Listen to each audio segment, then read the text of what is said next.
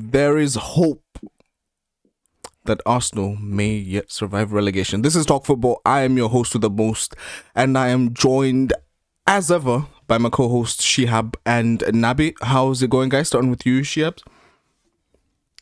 Pretty good. Obviously, a week till Christmas now, so obviously with work and stuff, it's festive periods kicking in a little bit. It's going to be a much quieter Christmas for everyone, I'm sure, but starting to feel like the time coming for the holidays. How about you, Yeah, Nabs? not bad. How's it going? Yeah, I'm okay. Good. Yeah, I just pretty much finished up at work today, last day, up until after Christmas, so that's all good. But yeah, before we get into the football, as usual, we'll drop our socials into the description, so please make sure you follow, you like, and you interact, and all the good stuff. As I always say, liking a post, it's not going to cost you anything. It's completely and absolutely free. So yeah, please do make sure that you like, follow, and subscribe if you like the content. Yeah, so I guess just sort of pretty much kicking off. I think last week we kind of started with the Arsenal game, but before we get to that, we'll go through the predictions, and also we didn't do the prediction for the City and Chelsea game. But anyway, starting off with Sheffield United versus Manchester United. Nabi, you went for a 2-0 to United, and Rashford, your player to watch. Obviously, he bagged a goal. Was it 2 goals and an assist? 2 goals. And Shabs, you went for 2-0 United as well. And Bruno, your player to watch. He was relatively quiet for Bruno standards, wasn't it? Yeah, thankfully he didn't do anything. And I then went for... It was really close, this actually. Even the way that the game happened, I went for 3-1 United. But if you do listen back, I did say United are going to go behind, and then they'll come back and win the game 3-1. And I had also Bruno as my player to watch. And for the Arsenal-Southampton game, Shihab, you went for 2-1 to Southampton, and Theo, your player to watch. Obviously, he backed the goal. And Nabi, you went for 2-0. James Ward-Prowse, your player to watch. To Southampton, that is. And I also went for 2-0. And Ings, my player to watch. And he was pretty much non-existent the game, to be honest. I guess starting with the Arsenal-Southampton game, because I think that was a game that started with last week. The final game, Liverpool-Spurs. Shabs, you went for a 2-1 win to Liverpool, and you say I wouldn't go Spurs. Yeah, and Salah, your player to watch, and obviously it was a 2-1 win. Salah got a goal. Yeah. I also went for a 2-1 win. Salah, my player to watch, and yeah. And Nabi, you went for a draw 2-2, and Son, your player to watch. Obviously, he bagged a goal as well, but ended up on the losing side, thankfully. I mean, in the end. But yeah, so just sort of starting off, rewinding all the way back up to the top, starting off with the Arsenal game. Lineup, was happier with it, but a little sad because obviously 2 of the changes were enforced. I do think that if Xhaka and Bellerin were available, Arteta probably would have picked them. But I was happy to see Pepe start and Willian dropped. I'm not too sure about Eddie Nketiah, but obviously he ended up getting the assist, so I guess got to be happy with that in the end. But apart from that, first half kind of pretty much showed where Arsenal were, to be honest. Yeah, in the sense that I'm not sure if you guys watched the game, but I kind of feel like Southampton, how to say this, they didn't attack us enough, if that makes sense. They were playing good football, but it wasn't really sort of threatening. You could tell they were confident, you could tell that they were up for it, etc., but they weren't trying to hurt us, if you know what I mean. It's almost like they were toying with us, the players. They weren't really good, because I do think if they really went for it, they probably could have gotten two goals in the first half, but they didn't. They only got the one. And then also right at the end of the half, actually, thinking about it, I think Dani Ceballos had that chance where he dived, went down, which I was really annoyed about because you had Ainsley Maitland-Niles at the back post, stood there by himself, which, because the thing is, he checked back. And if he just stood still instead of going down, he would have seen Edin Nketiah was running in. Maitland-Niles was at the back post by himself. He could have literally had a pick of who he wanted to pass the ball to, and we would have gone in 1-1. But as it happens, he went down, and I don't think it was a penalty either. And I was surprised he wasn't booked for that. It was a full dive. Yeah, there was contact, but for me, I wouldn't say there was enough contact to make him go down. You know, it was one of those, like, it was, because it's not like he was going at pace or he was going really fast where the slightest touch could throw you. Of course, he literally was just pivoting and he turned. The player stuck out a leg and he just touched him. But yeah, it wasn't enough for me to be a penalty. And yeah, after that. But in the second half, though, as has been the case with Arsenal when we came out, I do kind of feel that we started off well. Again, obviously got the equalizer quite early on. Actually, and the good thing about that I saw is the Arsenal players. It's almost like we were waiting for someone to do something. In the sense, like all the players were all looking at each other, kind of like, oh, who's gonna try and beat a man? Who's gonna take on someone? And it fell to one of the youngest team members, if not the youngest team member in the team at the time, which was Bukayo Saka. Obviously, being an Arsenal lad, obviously, it probably hurts him. It will hurt what's happening at the moment, what the club is going through. So he kind of took it up on himself and he beat three men, passed it to Nketiah. Nketiah then flicked it through for Oba. And then Oba, in that sort of instance, I didn't have any doubt that he was going to score. And I guess the annoying thing is that we've not been getting Oba in those kind of situations often enough this season for him to be in that situation where he's one-on-one with the keeper. It's been... yeah, here in the end, again, it was him coming off the left onto his right, bending it around the keeper. Great finish. But then after that... he was basically set up for a tap-in though, wasn't he, really? well, I wouldn't say a tap-in, actually. I don't... did you see the goal? Finish off, but... no, but I heard it was basically... all the work by Saka. Yeah, but I wouldn't say it was a tap-in. He still had to beat the keeper. It's one of those, like, he was facing the keeper. The keeper was still in goal. It's not like it was just a tap-in at an angle. So he had to bend it. You know those kind of typical Thierry Henry finishes where you bend it around the keeper at the bottom far right? The ones from Thierry Henry come from like 20, 25 yards Yeah, out. this was just inside the 18-yard box, actually. Not like it was the... exactly I was meaning more the type of finish rather than the actual finish, in the sense like the kind of way he finished it was typical. It wasn't a tap-in, essentially. That's what I'm trying to say. But yeah, it was a good goal. I was happy for Oba. And then I think a couple minutes, not long after that goal, to be honest, that's when the red card incident happened. The moment it happened, I was just like, I just looked at, that's a second yellow. Like, why? But I don't know if you guys remember, we had this discussion and I was kind of saying that, you know, Gabriel potentially has this in him. Like, he likes to play that sort of touch tight, man-to-man kind of thing, where the first one, it was a yellow. I'm not contesting the fact there was a yellow. I was just thinking, like, I'm not sure if he should have done that. But then again, if you watch the clip back, if he hadn't done that, Che Adams was about to just clip the ball through. I think it was Danny Ings. And if he clipped the ball through, Danny Ings would have been clean through by himself. So I guess it was a good yellow to take. But then from then on, you'd kind of hope he would sort of manage himself a little bit. But he didn't. But it's one of those, I'm not going to hold it against him. He's been one of our best players this season, and he's still only 22. So, you know, it happens. Just got to hope that he kind of learns from it. But personally, I just think that's the type of defender he is. He will get the odd red card here and there. But that's, 2 red cards in the last sort of 4 or 5 games for Arsenal. 3, I think, isn't it? Oh, sorry, including Pepe as well, yeah. In the last 5 games. In the last 5 games, yeah. In the last 5 Premier League games.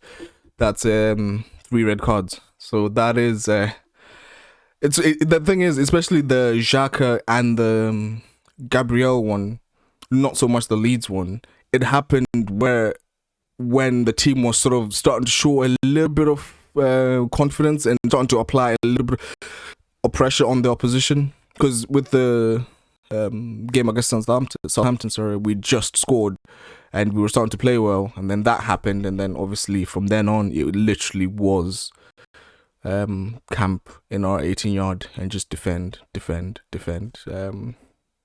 and we held out. Oh, you did hold on, which is the yeah. Then and hold out and we could have won it later on as well. I don't know if you remember cross from Bukayo Saka. It was a free kick. Rob Holding header hits the crossbar, the crossbar and the post. Yeah. Which was very unfortunate, but yeah, it's one of those things at the moment, when you're not getting any luck or the rub of the green, those kind of things go against you. But when you're high flying and doing well, that goes in. It hits the underside of the crossbar, bounces on the ground, and it goes in. But it's one of those at the moment. It won't go in. And even some of the commentators were saying like there were good moments from Saka as well, where he was sort of crossing the ball, and there was one where it could have been an own goal, but then it hit off McCarthy. He didn't know anything about it. I can't remember what defender it was. Slid in, it hit off him. It was going towards goal, and then hit off McCarthy, and then went out. And again, one of those things that when things are not going for you, normally you get the rub of the green where these things kind of end up falling for you. But in this instance, that wasn't the case. But anyway, yeah, that is essentially my kind of outtake on it. Obviously not happy with the point. I wasn't too pleased with the performance, but at the moment, to be honest, I would rather points than perform, because I remember, I don't know if it was the last one or the one before, where Naby asked, I think it was the Burnley one actually, where Naby was like, would you rather a good performance or just points? I was like, yeah, at the moment I would rather points rather than a performance. That's my take on the game. I'm not sure if you guys have any questions before move on to the Sheffield one. My only thought would be, in the end, it was a good point for Arsenal. And I know it's home against Southampton, but Arsenal are in a position where taking a point against Southampton and going down to 10 men and holding on and nearly winning, I think you got to just take the positives from that. I think at least the one thing you can do about, I know there's been like 3 red cards recently, but with this one, at least it was part of the game kind of thing. It was footballing challenges that led to... It wasn't like him losing his head. It wasn't a headbutt and grabbing someone's throat, which is which brings to I think you can at least accept it. Which then gives me a question actually to the Chelsea Wolves game. Ben Chilwell did the same thing. I can't remember who did it. He grabbed someone's throat, but then he wasn't even red carded. It wasn't even looked at. But then that's when you think like, how come Xhaka's was then looked at, but Ben Chilwell wasn't? Because there's a clip where you see Ben Chilwell grabbing someone's throat. But then... Not Chile. I'm not even talking in terms of bias or anything. Just in terms of general, there was that clip. I'll find it online for you guys and I'll send it to you. There was a clip where he grabbed someone's throat, but then I don't know in terms of whether VAR looked at it and decided it wasn't deemed to be a red card or what. But I just know that he wasn't sent off, but Xhaka was. Yeah. Anything? I guess coming out of that game, the only big worry is obviously Gabriel. It's one game only, but he's by far your best centre back. Yep. Like miles. So I think that's the one concern coming into the next game, which is away at Everton. Yeah. But otherwise, it's fine. After the game, one of the pundits said, strangely, he said it was a missed opportunity for Arsenal. And I was like, well, it's a missed opportunity for Southampton, surely. Why would it be a missed opportunity? Based on form, yeah, I would definitely say it was a missed opportunity especially the fact that we went down to 10 men. Why? To me, that doesn't make sense. With 11 men, based on current form, Southampton would have gone top if they won that game for however many hours it was. So, yeah, I tend to agree with you on that it's more, I see it more as a missed opportunity for Southampton rather than for Arsenal. Because with Arsenal, you like what Shabs is saying, we'll take the point based on the way that the game played out. the red card, etc., will take the point. But yeah, I'm not sure I quite agree with that particular pundit, to be honest. But yeah, I guess yeah, finishing up on that, moving on to the Sheffield United and Sheffield United and Man United game. I got myself confused there. United and United. Yeah, how was you feeling, Nabi, when you saw the lineup and the performance? I was happy with the lineup because Start with the keeper, Nabi. Start with the keeper. Let's discuss Henderson him. back in, number one, England's number one, best goalie around, no question. You can't say And England's number one. You can say, in your opinion, he's England's best goalie. Yeah, But England's officially, number Pickford is one. England's number one. Gareth is listening. England's number one. Yep. And we got Bruno and Pogba, and we seem to be finding a way to get Bruno and Pogba in the same team. Pogba seems to be putting some performances together. Obviously, he wants to put himself in the shop window, but I guess we'll take it compared to what we've had before. But yeah, they played well. Obviously, Henderson deliberately thought, well, we only get going when we concede a goal, so I'm just going to speed this up a little bit. So I Who was do a you bit blame lax that on the ball. on? Like, watching it back, do you blame a bit on Harry Maguire, or is it purely Henderson's fault for taking too long? No, I Like, think where do you see it? Should Harry Maguire Henderson just trying to find player? No, I think Henderson just took too long on it. I think it lies with him. But Is that like he's not well, good with his I was just feet going to bring enough up, to play that style? like before the game, there was like some comments from Solskjaer about Henderson, and he said he needs to learn to play the United way. And obviously, you're thinking a goalkeeper. What does that even mean? But I think what he's probably saying is that he needs to be better with his feet, which is probably, we saw that in the game when he didn't get the But ball why away is it being quick called enough. the United way? Like, it's just Ollie's style. Like, if it is Ollie's style, it's Ollie's style. I don't understand the United way as if it's something special about United that all their keepers have always played good with their feet. I didn't get it either. I don't know what you meant by the United way for keepers. It shouldn't even be a way for keepers. It just should be save the ball, which Henderson is better at than De Gea. Obviously, he needs to improve, kicking the ball out, but I'd still keep him in the team even with that limitedness. But yeah, he made that mistake. They conceded, and then obviously got them going, got themselves 3 goals. The third one being particularly a nice watch, some very nice interplay. Although the keeper should have saved it. I think that save was probably that attempt at a save was probably worse than what Henderson did, because he really should have saved that. Does it worry you about the fact that there's too many periods within games where United struggle and give away big chances, like it's happening all the time? Like after No, that, they I know weren't the first goal was a struggling. mistake, but then Fleck should have probably scored as well, like not long after to make it 2-0 before United actually started that comeback. So they can. It's even against Sheffield United, who's on 1 point and can't score. They should have really been 2-0 down. So it's still happening where United are starting off games where they could easily be 2-3-0 down, and they're just about getting away with it. Other than in the Champions League where they didn't. But Yeah, I'd say because they're getting away with it is more a worry than a concern. It becomes a concern when they don't start getting away with it. Yeah, it's something that it's something that everyone's aware of and they should be aware of. So they should be looking to not do it. And well, they didn't. Yeah, it was better. It was better in the Sheffield game. It's not like they played badly. Just they gave away that goal with a mistake. But they kept getting in behind Sheffield. Had a few chances. And then had the tense finish as well. Which I was thinking, if going into the last 10 minutes, they need to have a 2-goal cushion.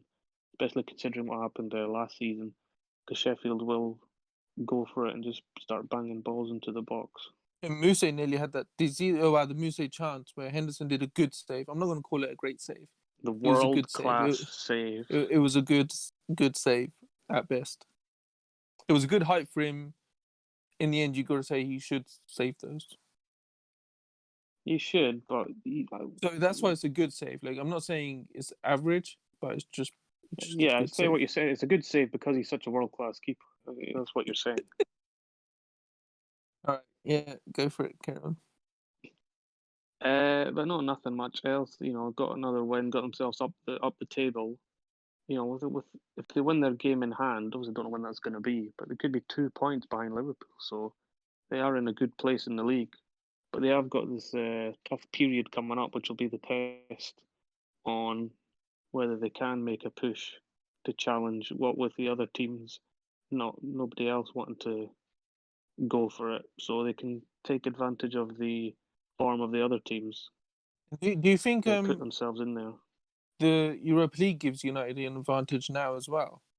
Because obviously, if you are in the Champions League, like the way Liverpool, City, and Chelsea are, you got to go strong in both competitions. Like, whereas with it being the Europa League now, I don't even think the fans would care that much. So you could use it as just an opportunity to rest players or give game time to other players and stuff. Obviously, if you end up in the semis or something, then you might start playing your stronger side, but you can kind of focus on the league and the domestic cups and use the youngsters in the Europa League, so Well, that kind of gives a bit of advantage in that way. I think it depends where they are by then. If by the time the Europa League starts up again, if they're still up and around the top, top four, then they can just go with the youngsters. If they start to fall away, they might need the Europa League as a plan B. So by the time they get there, they need to make sure that they don't need the Europa League, so they can play the kids. Even if they get knocked out, that's fine. Then just focus on league and cups. So just keeping the points going until then. It'll also be benefit, I guess. Like now, this is gonna come across as a dig, but it's generally not. But the fact that when you play now, because it'll be Sunday now that you play, Thursday, Sunday, you have a better idea of where sort of most of your competitors are in terms of that end of the league.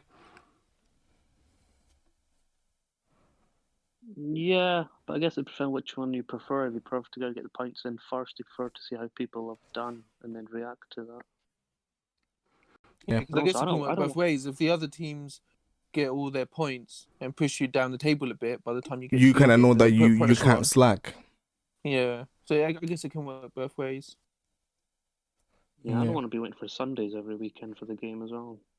Yeah, well, you don't have a choice in that now. February that it comes along? Yeah, February? Yeah, it's February. Yeah, so after that point, I think it's near enough every midweek. It's going to be cup game. So yeah, get used to your Sundays. Yeah, Sunday 7:15 because it's a Super Sunday. It'll be a random Sunday with a random team as well. It won't be like a Liverpool, United, Man City or something. So it's like a Super Sunday. Be every single week. Wait, what do you mean? But normally you're on a Sunday. The old days we used to have like Super Sundays and stuff, and it used to be the big clashes. Whereas obviously with the Europa League being on a Thursday, all your games are pushed to Sunday, no matter who you're playing. You could be playing West Brom or Fulham or someone. It's just getting pushed to a Sunday. But you could still have those. Normally you would expect those on the Saturdays. You could still have those Super Sunday because we still had it with United. That was a Sunday, I think. But yeah, I do agree on that. But yeah, that's very positive for United actually. Especially like you said, the game in hand, is it Wolves that you've got it with?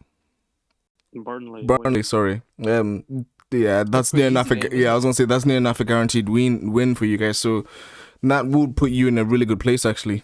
To be challenging Liverpool for the title. So. And in your honest opinion, Naby, do you think your team's challenging for the title? I'd say this season, the way the season's gone, in a normal season, no, they're too inconsistent. But I think they could take advantage of this season. I would say that's the thing. If they do get the game in hand, yeah, it's too unpredictable to say no definitively. I think you can't really rule out United. I hate to say it as well, but Tottenham as well. They are in there. If we are truly being honest, because of how unpredictable things are at the moment, you gotta say that they are in with the shout. Yeah, I think Liverpool drawing with teams like Fulham, I think, gives everyone hope. Yeah. We're not running away in the same way we But should be. this is the thing, I guess that's scary now, though. The fact that, you still have some of your best players now coming back, which potentially could now we help got you, give practically you a new signing back give in you January give you in, that Thiago. push, give you that push to start taking the points and advantage of the so-called lesser teams. Yeah. But Yeah, Yeah, but the way I thought United played well in general. Attacking wise, probably one of the best counter-attacking sides in Europe, I'd say.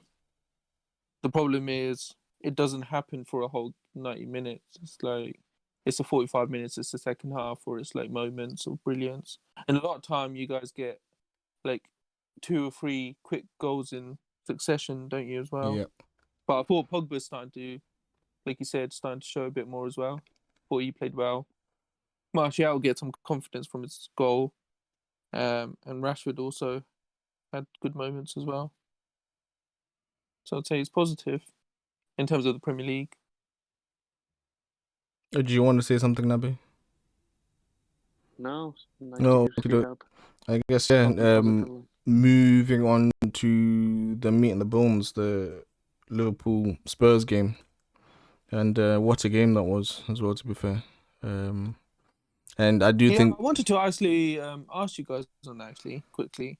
So obviously, going into the game, it was two completely opposite styles. You had Tottenham in a way defending for their lives and trying to wait for a mistake or get us on the counter or whatever. And then Liverpool having all the possession, all the passing, all the touches in the final third, and trying to break Tottenham down. So, like for the neutral, how did you guys see that game? Like, was it as entertaining as it felt for a Nabi, you person take it who first. supports one of the teams? Or I think it was because Spurs had their chances. Like they had really big, good chances. So I think it was an entertaining game. It wasn't just a game of Liverpool constantly pounding at Tottenham Yeah. and then Tottenham getting the occasional chance. I think Tottenham They showed their chest a little bit. they I'm were not gonna getting, lie. They did. They puffed up their chest a little bit. yeah, I think in they the gave first Liverpool a game. half, it was just the one chance that Tottenham made count. In the second half, they did come out a bit more, I'd say, and that's where they got their three big chances in the second half. But in the first half, it was literally Liverpool's attack versus Tottenham's defense, and who would break first.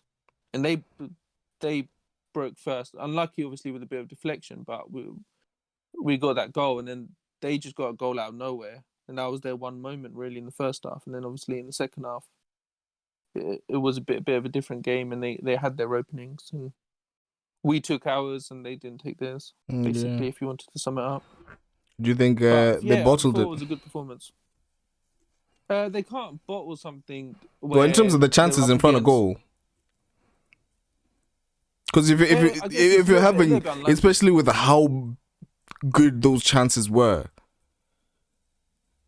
Oh, unless this is probably my Arsenal agenda just pushing in a little bit here. Yeah, I wouldn't say Yeah, that bottling was a is the little right bit. word. Like, Yeah. they should have scored, but you're also gonna get games where like when you have like the 2 or 3 big chances, and you're not gonna get many more because they're not exactly like pounding at the door. They're not gonna break us down constantly. It was like one big chance every 10 or 15 minutes. They knew they had to make them count. It was a bit unlucky, wasn't it? Like the Bergwijn one should have scored, but hit the post and came back out, and we were able to clear it. Kane's header in front of goal, like 99% of the time, he's not missing those. That 1% happened to be against us. But it's like The pressure games champions, where the pressure is advantage, and on, it's not easy. Yeah, when it's you not need to always win easy. to get clear, get But advantage in you're the trying to title win race. you're trying to win against a team who's got 64 games unbeaten run. This is why I'm saying bottled, because you're now applying the pressure No, but element of minute, they didn't which need is what to I'm win. saying. It wasn't a cup final. They didn't need to win. But which is true. I They can't had dispute the that. performance of a draw, and obviously we ended up taking the win in the 91st minute. Yeah. So you hey, could say champions are the ones that the teams at Liverpool are the ones that make those kind of things count. It's what United were doing under Alex Ferguson all the time. Every time those things happened, it looked like United were lucky, but it just happened to happen all the time, where United would make their chances count, and just what we did this time. Because the other teams But I felt the think what pressure when Tottenham they played United, didn't they? No, that's the point that I'm saying, because you feel Oh, the yeah, pressure they of the did. big stage. You know, But it's just like the thing is, right? natural Hear me pressure. out. The point that I'm trying to say, like, okay, maybe bottled is too strong a term, but sort of something of that effect. Because in that sense, you're essentially playing the current champions. If you beat them, it's essentially advantage you in terms of the title race this season. You was it 2 points clear in terms of the title race. So 3. Three. There is that. Oh yeah, sorry. It was so there is a huge element of pressure that's applied there as well. Not just like, I get what Nabi's saying, that it's not like they've lost the title now completely, but it gives you that advantage, which could come in hand come May, April time. But I think what I would say is, what, not to back Tottenham too much, but what they did show is they're going to be in the fight for the whole season. Mm-hmm. I think they showed enough in that game that they're going to be there for the full season. Yeah, they gave Liverpool a game. I mean, gave them a scare. They did give us enough of a scare, and they could have come away with the win had they been more clinical. So that's fair. I was just thinking. I'm pretty sure it was said same thing was said about Leicester last year. You know, like, where when you played them at home, they played well against you. You know, they showed that they could be there. Similar trends happening, but yeah, fair enough. I'll say they'll be there as long as certain injuries don't happen. Because a lot of Leicester's issues at the end of the season last year did come down to the fact that players like NDD, Pereira, and that all went out injured, and those teams don't always have the squads to do it. They need to have a solid first 11 that play in week out and just focus on the Premier League, and then they can make it count, which Leicester did under Ranieri. And Tottenham would, to be in that fight for the full season, probably do need Kane and Son fit all season. Kane usually gets injured around this period, doesn't he? December, January. This is where he gets injured. Yeah, but you're just hoping right now more than no, like I'm, because there's been times with fantasy, because I even remember that year with Gianni. Remember, he ended up bringing him in once he came back from injury. I think usually sort of between December and February he picks up a knock. Whether that's, I can't put that down to anything. I don't know, but I think it has happened the last season or two. But yeah. But yeah, I do agree. If Son and Kane do stay fit, they will be up there. I'm not disputing that at all. Because they have a very good squad, and they showed how good they can be, and I think they'll carry on playing like that, and they'll just take the positives from that game, and keep going as they are. I think Mourinho said he's just going to tell his team that you just got to keep going, do it. He's not going to change anything. He's just going to carry on like this, and we got to do the same. We got to keep pushing with the players we got. Curtis Jones, another very, very good game for a 19-year-old. Front three, Firmino, in front of the fans. I think that's all he needs. Yeah. He needs the fans back, because he was so good, and that header was a great header. And I think Robin van Persie's header in the World Cup was a great header. Firmino's was a good header. I would say it was a great header. It was a great header. This comes perfect finish as a header. It was a good header. I'm not disputing that was but I'm not saying it was great. I'm saying it's a great header. You can think what you like. I'm calling it a great header. This goes back to, I guess, Nabi going down to his point about the good save, great save, similar situation. But anyway, slightly different. But one world class keeper, the other one barely scores.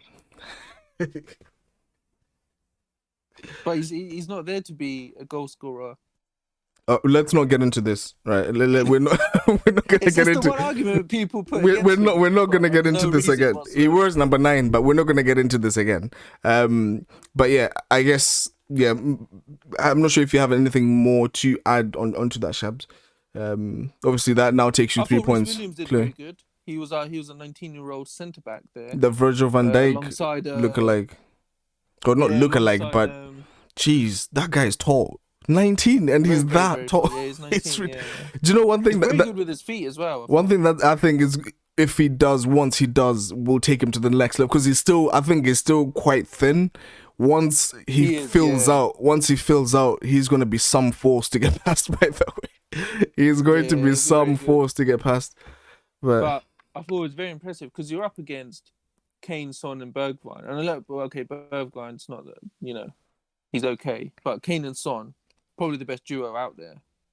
And you got him and Fabinho as centre backs up against those two. You're going to give chances away. And they didn't give that many away. So you got to say, for a 19-year-old alongside Fabinho, what a partnership. Fabinho, just game after game, he's just so good. Well, to be fair, I would say 3 or So 4 good. big chances in a game. That's quite a lot to give away.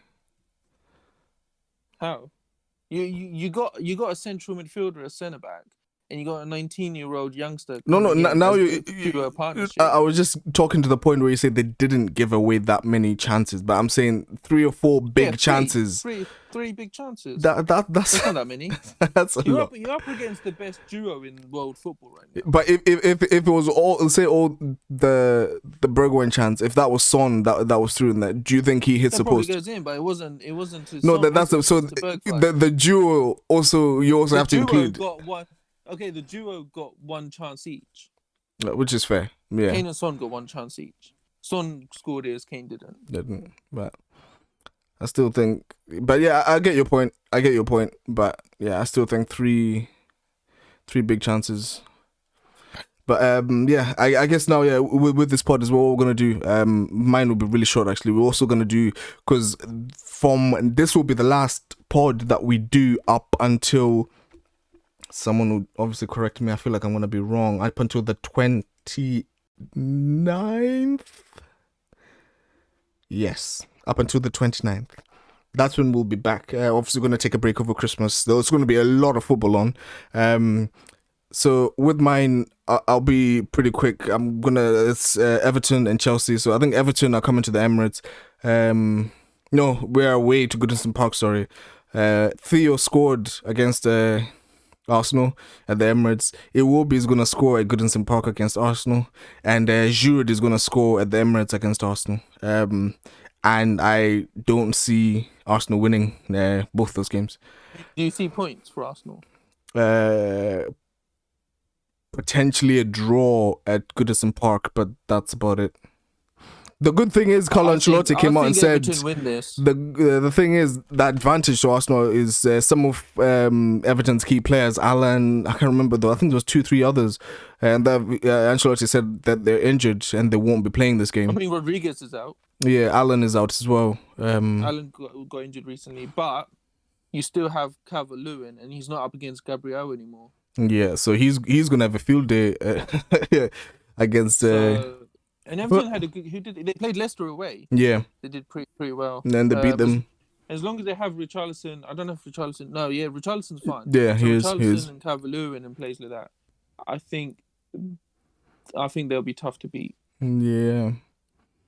For me, if we don't play Bellerin, I think we have a chance because he's back now, right? Well, yeah, you only had the one match. Yeah. If we don't play Bellerin against both teams, to be fair, but with Chelsea, I don't see us winning that at all. But if we don't play Bellerin against Everton, I think we have a slight chance of getting a draw in that game. I think 2 points out of 6 from those 2 games would be good for Arsenal. Yeah. Well, not good in terms of the league, but in terms of current situation, in terms of how things are at the moment, I think I agree. But I only see us getting one, to be honest. Wins, wills, and bonuses. I see us getting a win, to be fair. And then we'll be back for the Brighton game. I think actually, which is also another big game for us. But anyway, yeah, that's my. What about you, Nabi? Starting with you, your next 2 fixtures. How are you feeling? And yeah. Well, next 2 fixtures: Leeds at home and Leicester away. Both tough games. Leeds the rivalry back again. Leicester a top team, but it could be possible that Leeds' style of play could suit United. They're favouring the counter-attack, so I think they'll probably let Leeds play and just hit them on the counter. And I think I'm just guessing, I think maybe he was saving the likes of Fred and Donny for this game because Leeds are a more dynamic team, so he wants a bit more dynamic players. So you give Matic that game to deal with the more aerial threat. I In think he terms is of the planning press, for do it. you think your players, United players, will be able to deal? Because with Leeds, it's essentially man-to-man press, isn't it? Do you think you'll be able to deal with that pressure? I think so. I think they've got enough movement in them to move around that. Don't you worry about the start? Worry about the fact that United start off cold for the first 10, 15 minutes, sometimes a bit more. Because And if we do that against Leeds, yeah, that's the thing. with the way they play, Yeah, and I think Bamford, I think he might potentially be one to bring in for if you've not got in terms of fantasy football. Well, I'm not saying United win, but I'm not saying Leeds United win. Sorry, but I'm saying I think Bamford scores. Yeah, I think he's got a good record away from home. there's also a big rivalry as well, isn't it? In terms of the Yeah. club's histories and stuff. Leeds Yeah. absolutely hate United, Manchester United. Yeah, it would But be yeah, quite I think it'll be an interesting one because of the fact that United do start off cold. So I think that could be an issue. Yeah, it would be. I think it would be quite a game if the fans were there. Even on if United start slowly, say they even go 1-2-0 down. I think the way Leeds play, they'd still give away enough chances for United to come back into it. Yeah, Because the way Leeds games usually go, they're usually like basketball games, aren't they? yeah, Yeah, it's One very high end up the scoring with other, Leeds back and games. forth. Yeah, it's just end-to-end football, isn't it? Because they give the space, but they also make the space for themselves and just go straight all out attack. it might just come down to who's more Be clinical in interesting front to of watch goal. what they do. And in that Yeah. sense, I guess you'd back United's attackers, and that. If we've got Henderson in goals, yes. If we've got De Gea, yeah. Here we go. I was gonna say I don't think United's attackers are as clinical as I don't know. People do make it out them to be clinical, but I don't think they really are actually. To be honest. No, they're not that clinical, but with enough chances, they might hopefully get enough. Yeah. I think If you somebody get 50 made the chances, you point. might score 4. It's like somebody made the point that Spurs have got the best counter-attacking team in terms of clinicalness and efficiency because Son and Kane, they take their chances. I think in terms of that, they're the most efficient counter-attacking, but United probably better just in counter-attacking in general. But yeah, they do. Sorry, Nabi. They are like even in that game against Sheffield United, Rashford had a really good chance which he messed up, which is what he does often. He messes up a really good chance and then he'll just ping in a worldie. And Martial's the same in those misses against PSG. So yeah, they're not very clinical. But Cavani I think Cavani might be back for the Leeds game. So That's the one I was gonna mention when I was thinking clinical. Like he is clinical in front of goal, Cavani. Yeah, I need to get some minutes out of him before this potential ban comes. Oh yeah, yeah. And then you got Leicester as well, which would be tough games. So 2 tough fixtures. Yeah, it will be it could be a tough game, but Leicester they've not had some great games recently, so I think they can be had at. They struggle like United, don't they? They struggle at home and then do really well away. Yeah, because they got beat by Everton and Wolves and Fulham. Yeah, that's the home games, and then away games. Like the other day, they won 3-0, or whatever it was. So Yeah, they seem to have the same sort of issue. I don't know if it's with breaking teams down and stuff like that, but United are very good away from home. Leicester are very poor at home. Yeah, so with that, I think it could be two. It could either be two very hard games or two easy games. Could go either way. Yep. And could push you guys up the table. Yep. Yeah, which is why I'm a bit conflicted with the Arsenal games because I don't know whether I want Arsenal to get pumped or Arsenal get the draw and take points away from Everton and Chelsea. I'm conflicted. Is it whether your love for United is more than your hatred for Arsenal? Yeah. And it seems like he can't tell the difference. Well, no, that he can't tell the difference. He can't decide. Sorry, which you would think it would be a pretty easy choice, to be fair. As long as United win, then it's fine. The other games can go how they go. Obviously, a nice pumping of Arsenal wouldn't go amiss. No, but what you really want is Arsenal to win both games, don't you? No, maybe not win. I'll take the draw. Oh wow, yeah, draws. Everyone always loves a draw because it removes points from everyone. Yeah.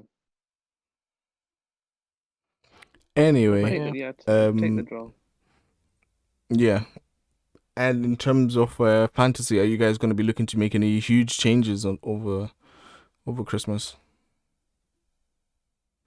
It's tough, I think, with fantasy. I think this is the period where there's constant rotations because it's game after game, and there's just no way. See, like, I always try and my tactic is always try and hold on to players that I know play every game.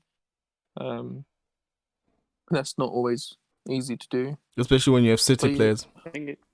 yeah. So like City players, you'd say KDB is the one to get because at least you know he's playing every game, or you feel like he plays every game.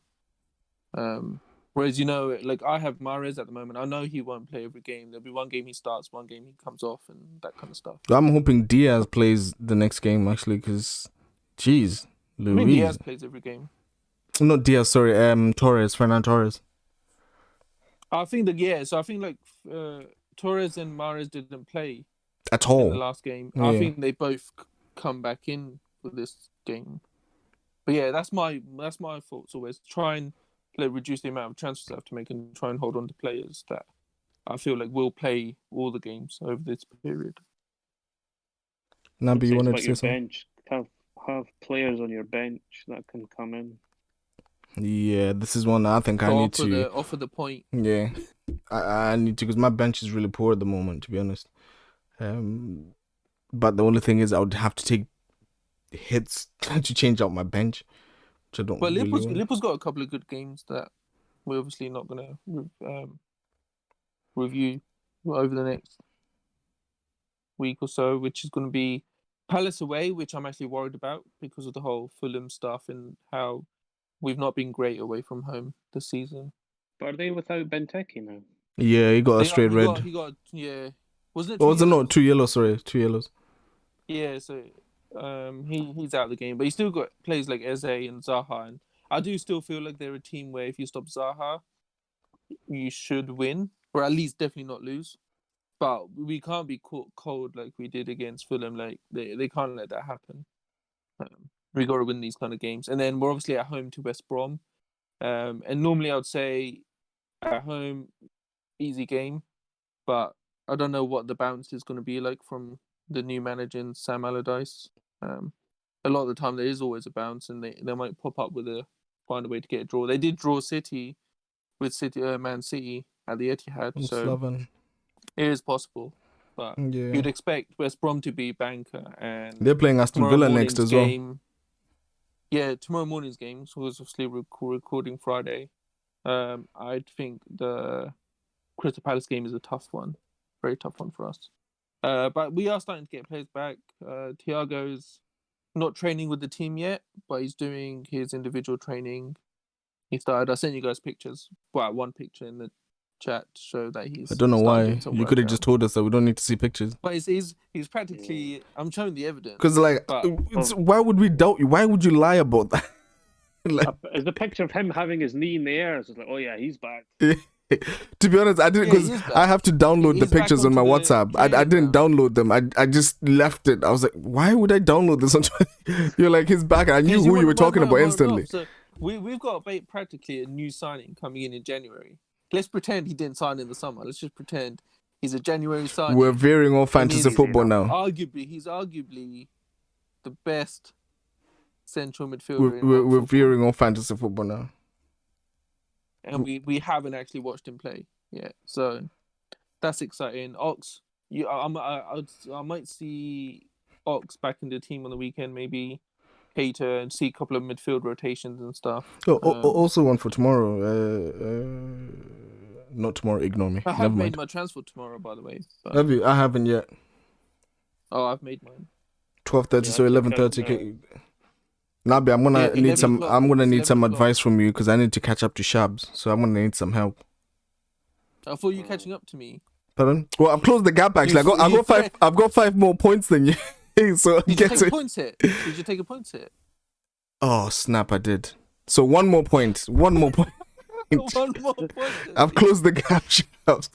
But yeah, Nabi, I'm gonna need your help, because I need to close the gap to this guy. So now you're colluding.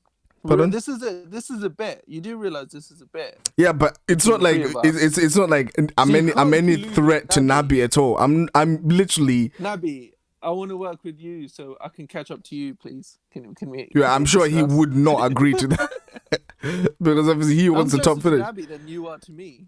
Yeah, but that's why I'm asking his help too, because which means Not by I'm no much, threat to but him. I am.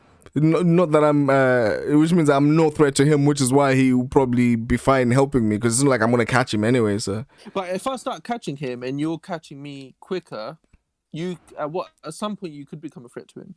If we're nah, both catching. let's be serious. person above us. I don't see that happening. Let's be serious. That's not gonna happen. So the only way it happens is if I can't like sustain catching Nabi. If I can't catch Nabi, basically, it's the only way it happens. So I just need to focus on myself. If I can focus on myself, make sure I catch Nabi, you're not catching me. Threatened? YT? Yeah. No, my focus is to chase you, Nabi. My focus isn't to look behind me. Well, you've got I'm very looking angry up. about Yeah, he got really defensive. Like honestly, really defensive. But anyway, I'm not sure if you guys have anything else to add to this actually. No, I want to know Nabi's changes that he's made. I don't know if you've made them yet. that. Yeah, I took out the Meslier, the lead keeper, and I've brought back in the wall of Martinez. Oh, fair enough. I'm conflicted. I wanted to bring in him as well, but then if he keeps a clean, I've got Mings, so it's fine actually. If he keeps a clean sheet, Mings will get me clean sheet points as well actually, so that's fine. I took out Foden. He came in for one game only, one night only. As the song goes. One hit wonder, straight brought up. in and I brought in Son. Son? Joined the song. Because after the next game is a tough one. Yeah, the next game is a tough one, but I think the game after that, or a couple of games after that, there are some good fixtures. Because this was the period of the really hard fixtures. So they're going to have a couple of decent fixtures now. So I've got the Son and Kane combination. I'm hoping because I feel like they start every game. They're going to start every game. Did you have cash in the bank, or did you make another transfer? No. That was cash in the bank. Don't worry, Nabi. I was holding reserves for that. It's like you're surprised. You're under threat. That's what it feels like. It feels like you're sweating now. No, it's a big jump from Foden to Son. That worried you. You thought, Shiev can't do anything here with this team that he's got. Next I'm worried that Son's going to get rested now. That's what I'm worried about. Yeah, it doesn't seem like you're in his mind at all, Shafs, to be honest. It doesn't seem like he's thinking about you. So just wait till I start closing the gap and see what it takes. Closing the gap by getting a player I've already got. Yeah, because that's the way you do it.